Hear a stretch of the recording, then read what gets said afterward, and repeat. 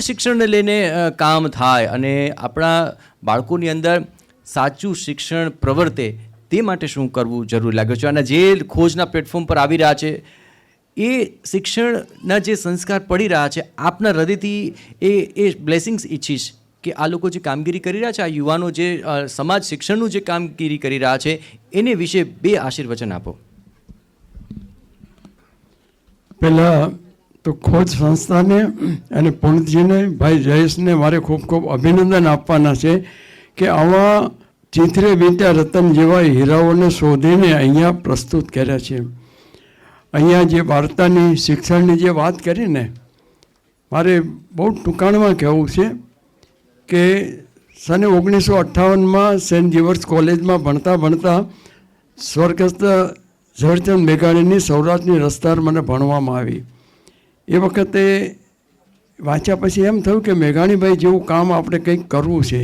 એક વાર્તા કેવી અસર કરી શકે છે એની વાત કરું છું કે મેઘાણીભાઈ જેવું કામ આપણે કરવું છે. પણ ભાઈ એ કંઈ લખવા કાગળને પેન લઈને બેસો તો અંદરથી વાર્તાઓ ઉતરતી નથી. એના માટે તમારે શ્રમ કરવો પડે, પરિશ્રમ કરવો પડે અને ખૂબ સંશોધન કરવું પડે. હું વિદ્યાપીઠમાં ભણતો, ધોળકા હસન અલી હાઈસ્કૂલમાંથી વિદ્યાપીઠમાં ભણવા આવેલો. એ વખતે સાહેબ અમારા આચાર્યએ મને 10 માર્કનો નિબંધ લખવા માટે આપ્યો. તો બધાના નિબંધ તપાસ્યા પછી છેલ્લું મારું નિબંધ તપાસ્યું.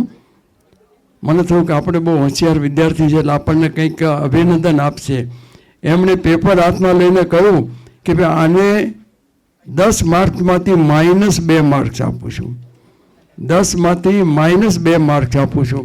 અને -10માંથી -2 માર્ક્સ લેનારો આજે તમારી સામે 110 પુસ્તકો લખીને ઊભો છે. એની પાછળ તપ, લગન, સંશોધન ખૂબ જરૂરી છે.